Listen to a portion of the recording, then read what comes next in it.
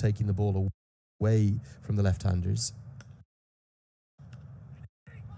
That's pulled, really well pulled. Lamachani, I don't think got anything on it. Wicket, and it runs away, bursts through his effort for 4. McMullen into double figures. Yeah, too short this time from Sampokami. He's been so good on a length, and he was touch fuller in this over. This time short with the width on offer, and that's the real key. There's really no threat.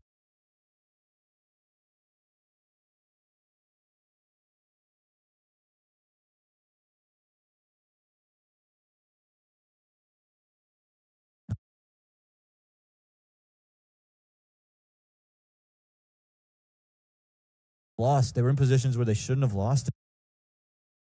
And yeah, you felt just ride the hot hand, ride Bertel, let him take one. Wasn't even the bad option. It just felt that from that point, they just tried to get overly aggressive. They felt, oh, okay, we're ahead of the game. We're going to have to force our way into the wickets. We're just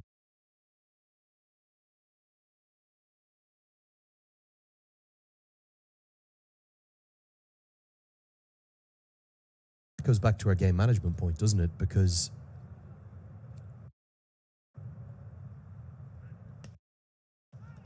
he's the one that goes the other. There's obviously loads of little moments as well, but the two clear moments was the batting collapse in the first innings.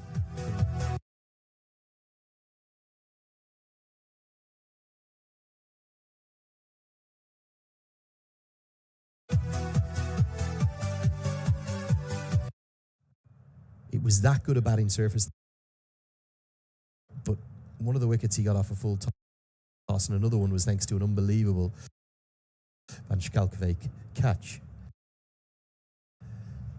But the initial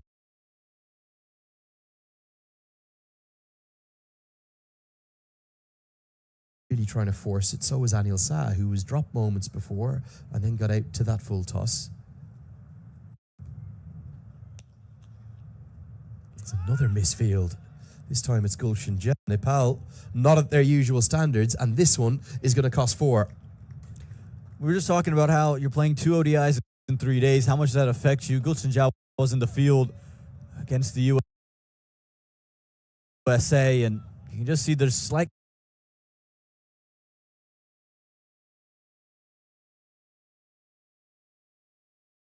But to Nepal standard, that's the regulation stop. Should have come down with it.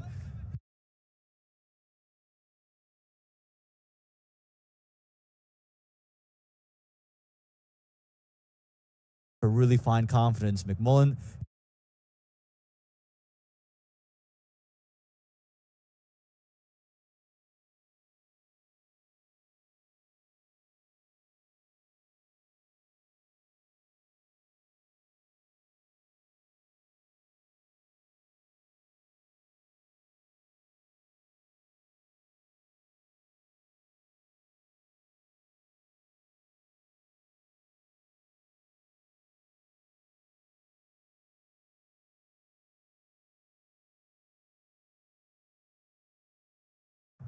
I think if this was a Nepal side that had won 7 from 8,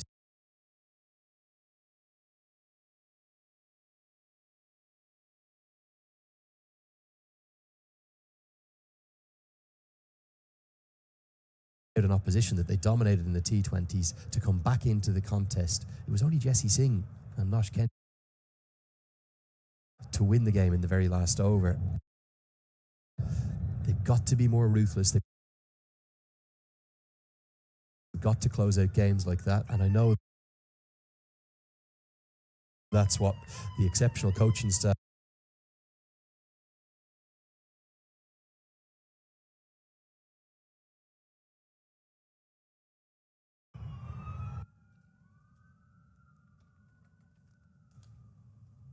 inside edge, and that could have gone anywhere. Umid a little bit late in getting the bat down. It's funny, isn't it? Keeper's gone back, and already KC looks more threatening. Yeah, he is. And back to your point.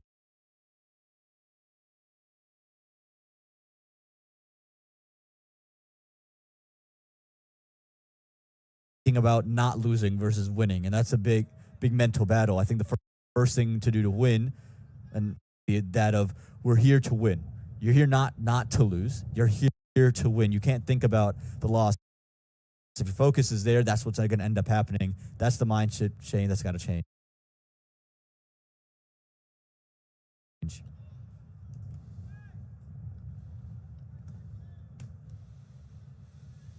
Yeah, Nepal have won in the power play to really make it their first power play. First 10 overs, just 2 fielders allowed outside the 30-yard circle. They would love 2 or ideally 3. I think KC's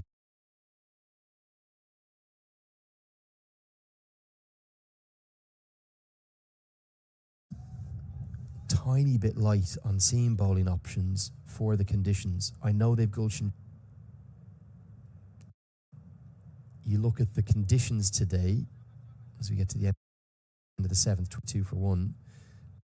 Was there an argument that Rijan Dakal could have been in the 11? Especially after what we saw from Scotland on day 1. Left arm seam was really working the ball around, and so we just thought Rijan Dakal could have.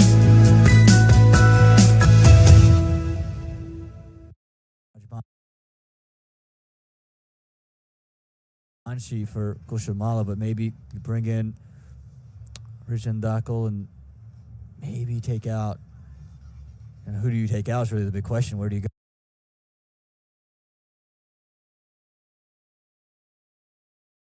go? Is it Arif Sheikh that has to come out? He's a great bat. But one player that might not be the all-rounder, right? He's strictly really a bowler. And do you want to lessen that bowling, that batting strength to bring in another seamer?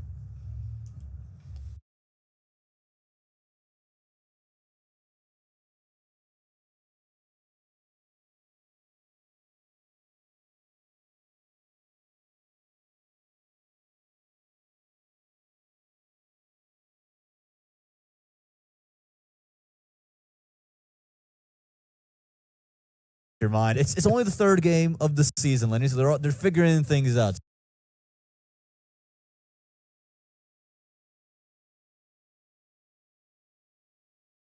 With the ball, and then lovely flowing drive from Umid. Slightly overpitched. It's his second cover drive for 4. That one even better.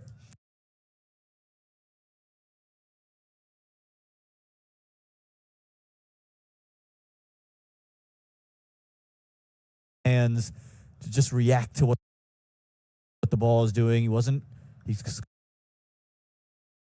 been the more threatening of the two. Kami's getting it to nip around, but the problem is he hasn't been consistently on any kind of a length so far. Ooh, nice little bit of clever fielding, but McMullen was live to it rather than being run out at the non-striker's end. He got back safely.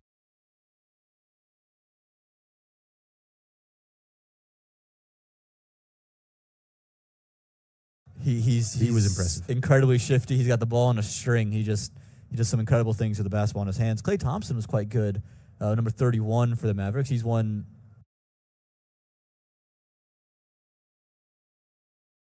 Everyone's like, what's he going to be like? And he was quite good in Game 3. I did Google a couple of the players' salaries. 38 million a year for Kyrie Irving, 43 million a year for Doncic. Ridiculous. They don't need that much money, surely. Edged away and good work. He's just come up into the circle, has Gulshan Jat. He's misfielded one this morning. That was much better. Saved 4. So the NBA, is that, it's probably the NFL is the biggest here, is it, in America? Yeah, I think the NFL has jumped to the top of the list. And I think is it then NBA? I think the NBA is then shifted over top of Major League Baseball. World Series going on right now. World Series, yep, it's what, 3-0 to the Dodgers at the moment. So they have to win one more of the series, and they'll beat the Yankees and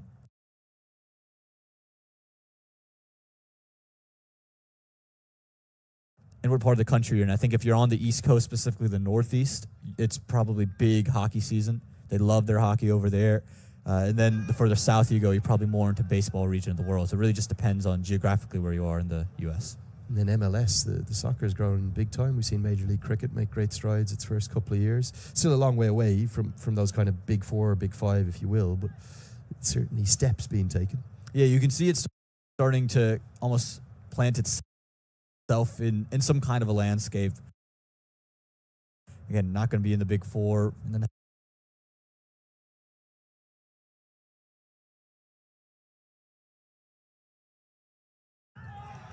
Got him.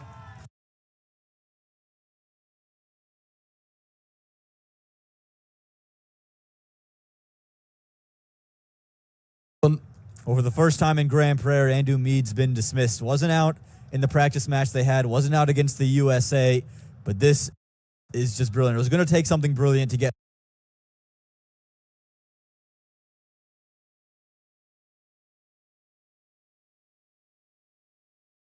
a touch, but it's how much it's moved away. Just that little shape late that's done Umeed in. Il Jaffa, a beauty from Sampal Kami. He is bold, clean bold for 14.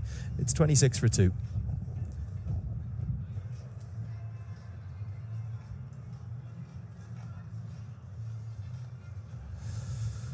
Well, not much that Andrew Umeed can do about this. I know you're saying he played the wrong line, but I'm not even sure if he did. It's that good a delivery. And you talk about extravagant movement. You don't need extravagant movement. Have another look at this from Sampal Kami. He's a skillful bowler. And again, bat coming down from Umeed rather than the wrong line being played. Yeah, you can just see he's almost trying to play this 2 mid on, but a lot of credit here goes to Sampal Kami. It's almost nitpicky on Andrew Umeed, who's been so brilliant, and he's coming wide of the crease as well, and I think that's what's probably done Umeed, and he's just anticipating it to almost just meet his bat as he looks to play to mid-on. That late movement, like you said, doesn't need to be huge, ever so slightly with decent amount of pace is always going to be threatening. Well, coming new to the crease, the non-striker's end.